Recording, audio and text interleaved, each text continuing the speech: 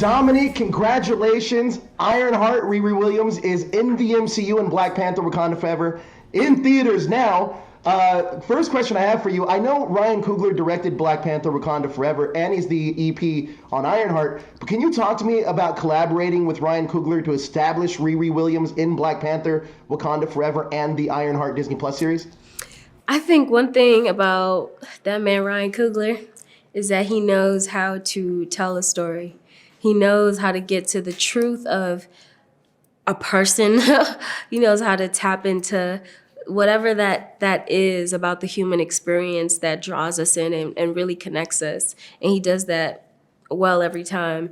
He's the one who showed me, someone who was in theater every day, that film might be something worth exploring when I saw Fruitvale Station. So to get to work with him now and just sort of hear his thoughts and ideas on who Riri is and how she moves through the world, what she looks like, what she wears her hair like, how she dresses, that she might be a sneakerhead. It's just, again, like another example of the bits of storytelling that really matter when it comes to encapsulating or trying to encapsulate humanity in a person that's fictional. So the best guide by far. Yeah, I couldn't agree with you more. It's these nuances that Ryan brings to some of these characters that makes them feel real in such a fantastical universe. Riri was confronted with some shocking things in Black Panther Wakanda Forever, including the hidden city of Talakon. How do the events of Black Panther Wakanda Forever change Riri going into Ironheart? That's such a good question. It's definitely a question that's best answered by coming over to the series next year. But I definitely do think that a lot of what we see with Riri in particular in Wakanda Forever is the beginning of her sort of having to reckon with this ambition of hers and really start to understand what it might mean.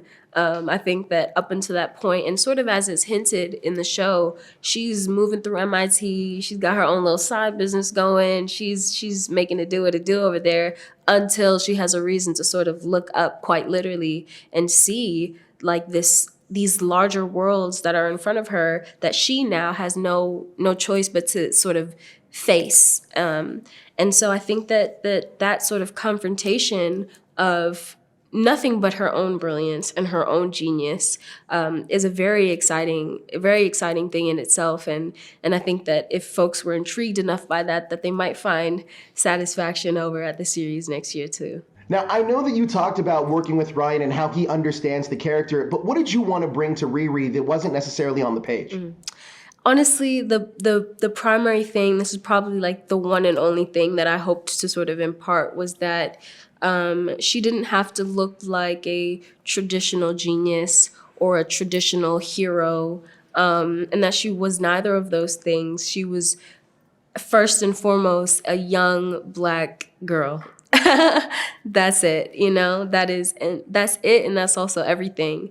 And then I think it becomes a much more interesting ride to then see how this young Black girl, who is also from Chicago and also from the South Side, sort of engages with the mystical or the mysticism of Talocan. Then it becomes more interesting to see what it's like for someone to confront and enter into those spaces, knowing that this is, that is her experience. That's the thing that sort of tethers her through everything, and everything else now just becomes another opportunity for adventure. Absolutely. Now, last question I have for you is, you just got done working with the amazing cast of Black Panther Wakanda Forever.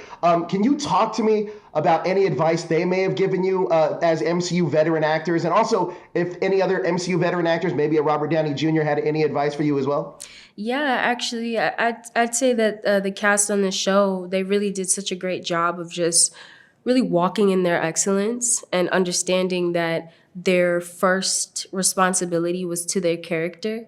I think that was like a great lesson that I learned day one. Truly, probably, I think most explicitly from Danai. She has such a clarity about, as she does the Queen of Wakanda and the royal family, defending her character, which was also amplified by the rest of the cast and just with the way that they approached scenes, not being afraid to ask questions or to question certain things that didn't sit right with them because they know the characters best. I think that was a a beautiful lesson. And then I think there was a second part to the question that you'd asked.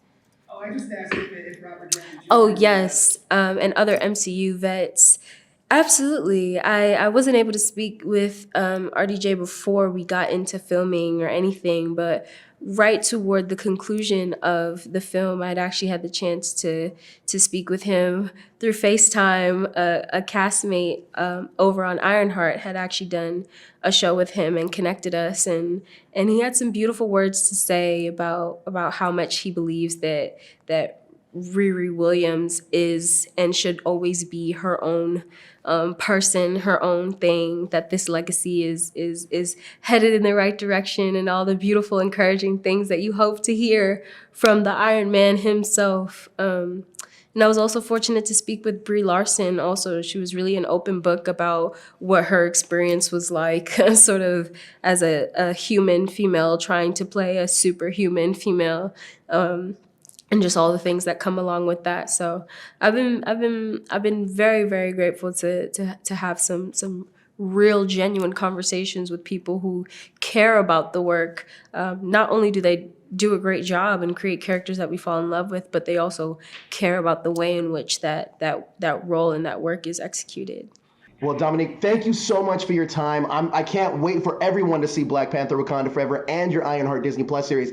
Thank you again for your time. I appreciate it. Thank you. I appreciate the conversation.